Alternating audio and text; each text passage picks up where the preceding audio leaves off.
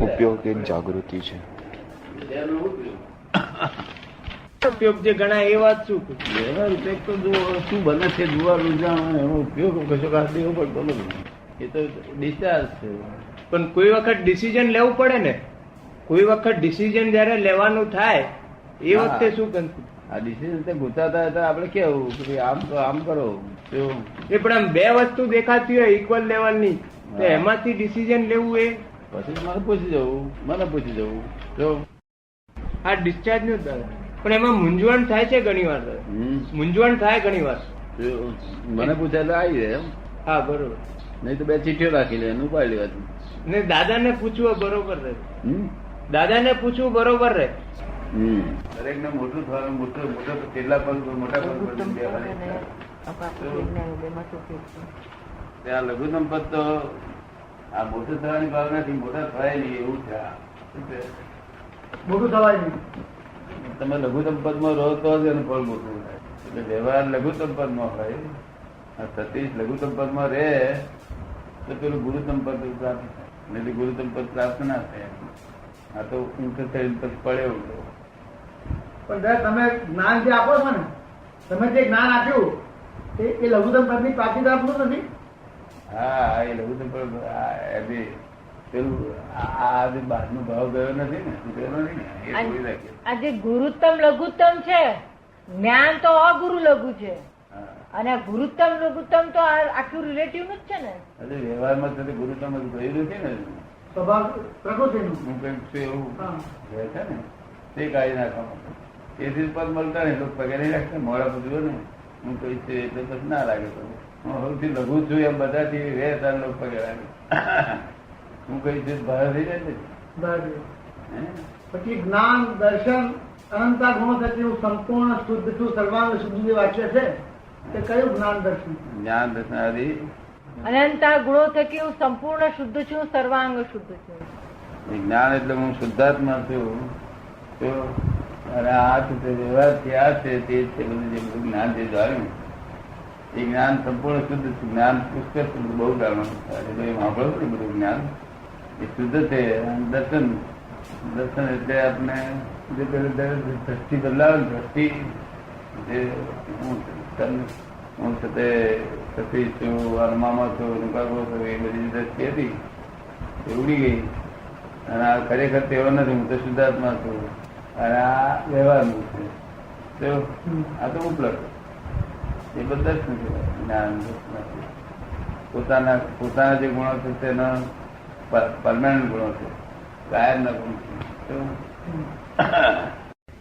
મટે ને સાચી દવા મટેલો ખબર પડે આપણને રોગ મટે દર્દ મટતો જાય. સાચી દવા એ જ્ઞાનથી થાય.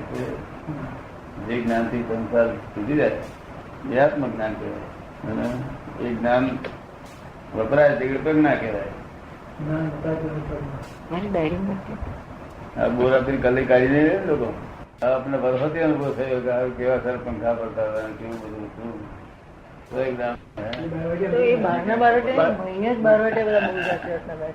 સંસારમાં ચાલુ મારા જેવા બારવટે મારા જેવા હોય ને ઘરમાં વિરમ વાળા હોય ને વાળા મહિલા બારવટે મહિલા હોય મહિલા વધારે હેરાન કરે.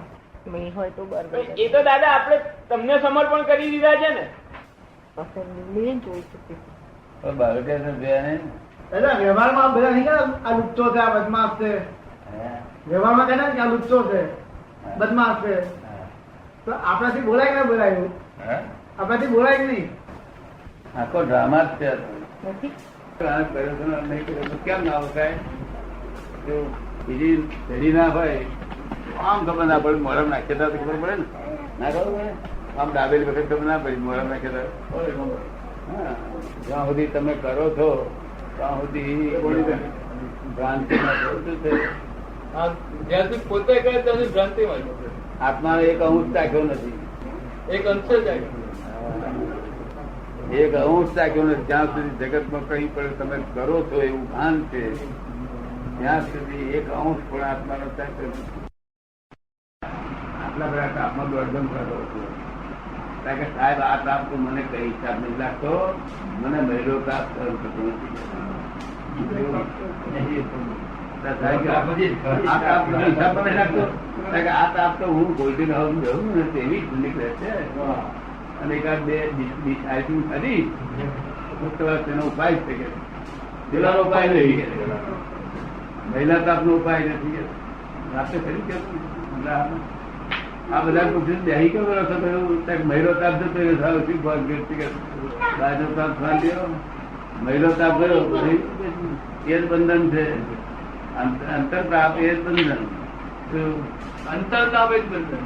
અને હું કરું છું એ ભાન કોઈ દાડા આત્મા પ્રાપ્ત કરાવે નહીં. હું કરું છું કઈ પણ હું કરું છું એવું ભાન એ આત્મા ક્યારેય પણ પ્રાપ્ત ના કરાવે. તારા લોકો શું કે છે, આત્મા ભગવાને કહ્યું છે કરતા છે, કરતા પૂરતા ભગવાને કહ્યું છે તમે ના કહો છો. ભગવાને કહ્યું છે ચોપડવાની ગઈ હતી, તમે પી ગયા. શું થયું ચોપડવાની પી જાય છે? ભગવાને કરતા પૂરતા કહ્યું પણ ચોપડવાની જવા કહી હતી, તમે પી ગયા. શું થાય પછી?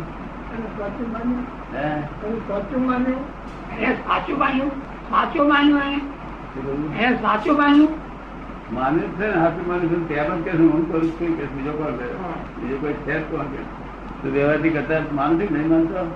વ્યવહારથી માનું છે ને.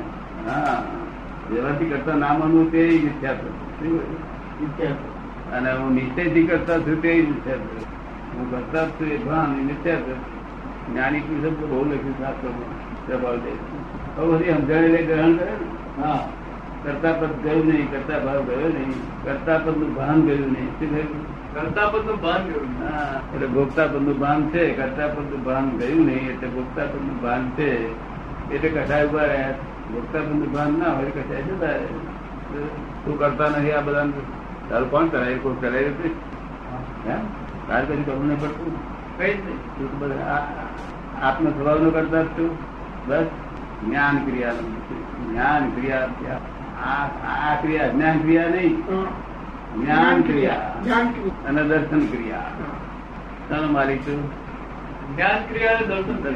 તમે કરતા નથી ને. ઘરનો માણસ હોય તો કુટુંબના બધા આવ્યા પેલું ઓળખે અમારું તમારું કુટુંબ છે એવું ઓળખે. કુટુંબના માણસ બધા ઓળખે ઓળખે અને કે છે અમારું અમારા કુટુંબના અમારા કુટુંબીઓ છે. અમારા કુટુંબીઓ છે એમ કે ખોડ્યો બહુ કાર્ય કરે. અમારે કે ખોડ્યો કરતો રહે, બધું કરે, બધું કરે. અમારા કે તો ખોડ કાઢે. ઇંગ્લેન્ડની રોણીને ખોડ કાઢવા કોઈ ના જાય. અમારું બધું નહીં. અભેદતા એવા મનુષ્કુળ જોડે અભેદતા આવી ગઈ જાય. મનુષ્કુળ જોડે અભેદતા આવી ગઈ. આ જ બધું અમારું ગણતરી બંધ છે. આમ તો નથી ને. આ સંખ્યા દે નથી ને. સંખ્યા કઈ વાતચીત સત્સંગ કરજો, બધી કરાય. પરીક્ષા કરવા જાય અને પછી સાથે માથા ફોડે ગયા પછી કે આવા જ્ઞાની મળે છે નહીં આવે. એ તો કૃપાલુ દેવે લખ્યું છે. એ આડે વિતરાગ નથી અને તેથી મોક્ષ જતો રહ્યો છે. પરીક્ષા વળી તું કરનારો કોણ? પરીક્ષા જ્ઞાની પરીક્ષા તો સ્થિર થશે. કેવું? તને અજ્ઞાની ની પરીક્ષા નથી, જ્ઞાની ની પરીક્ષા સ્થિર થશે. માટે કોઈ લોકો કહેતા હોય ભાઈ આ જ્ઞાની સમાજ બેસશે કે કઈ મળ જશે એટલે ખબર પડશે. મળ ઓછા થાય કે ના થાય? મળ ઓછા થાય કે ના થાય? હે, અંતર શાંતિ થાય. આપણને ખબર ના પડે કે આ ખોટી જગ્યાએ ફસાયા છે. પડે ને? આ તો પરીક્ષા કરવા જાય. હું એમની પરીક્ષા જ્ઞાની થતી છે. જ્ઞાની પરમાત્મા કહેવાય. શું કહેવાય?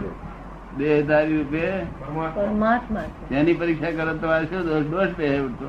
અને પરીક્ષા કરતો આવડી જોઈએ. પરીક્ષા બધું વિતરાગત છે. તો હરી કરે ને, હરી લોકો પરીક્ષા કરવા જતા ફસાય છે. ફસાય જ્ઞાની ની પરીક્ષા કરવા જાય અને પોતે ફસાય. જોન કપાળીએ કહ્યું કે અમે છીએ તો હરી આવો આવો આવો કલ્પના થયા છે. ચોખ્ખું લખ્યું છે. કયું કર્યું પણ કોઈ કહી શક્યું નહીં. 3-4 જણ ગયા તે. તેથી અમે કહ્યું ભાઈ અમે તો જે માગો તે આપવા તૈયાર, મોક્ષ આપવા તૈયાર છે. એવું મળે. બરાબર છે. હવે આટલું 2-4 હજાર માણસ થઈ ગયું વળી. એ લઈ ગયા એટલો મોક્ષ થઈ જશે. હવે નક્કી થઈ ગયું તને? નક્કી કે કઈ અત્યારે તને કેવા નહીં આવે કે કૃપાદેવ કહી શકે. અત્યારે તને પુસ્તક કઈ કહે છે નહીં, બરાબર છે. માટે હાજર છે તે કહે છે કે હાજર છે તે જ જવાબ દેશે. હા, તેથી પુસ્તકમાં સજીવન. તો લખ્યું હશે કેટલું વંચાશે, હા, અને એમાં તને સમજણ પડશે તો તું વાંચી શકીશ, હા, નહીં તો એ નહીં સમજાય. હા. પોતાની સમજણ લઈ જાય. ઘણું વાંચીએ છીએ પણ નથી સમજણ પડતી, ઘણું વાંચીએ છીએ હા. પણ મગજમાં ઉતરતું નથી. વાંચવું છે તો આત્મા પ્રાપ્ત કરવા માટે જ છે. શું? હા. એ તો સાધન છે. શું છે? સાધન છે. સાધન. જો વાંચન અજ્ઞાની નું જ્ઞાન હોય, અજ્ઞાની નું પુસ્તક હોય, હવે અજ્ઞાની કોણ? શાસ્ત્ર જે જાણતો હોય આત્મા. શું? પોતાનું જ્ઞાન થયું ના હોય, સંકેત ના થયું હોય. શું થયું? અને શાસ્ત્ર ની વાત બધી જાણતો હોય, હવે એનું પુસ્તક વાંચવાન કરે ક્યારે દાડો ભરે. જ્ઞાની પુસ્તક વાંચે કૃપાળુજી તો વાંચે તો એટલો ફાયદો થાય કે મેં શાંતિ રહે. અને આત્મા સંબંધના વિચારો આવે. હા. પણ તે તો કૃપાળુજી કહે છે કે પછી સજીવન મૂર્તિ વગર જે કંઈ પણ કરવામાં આવે હા. તે જીવને બંધન છે કે છે. જરૂર. અને આમ અમારું હૃદય છે કે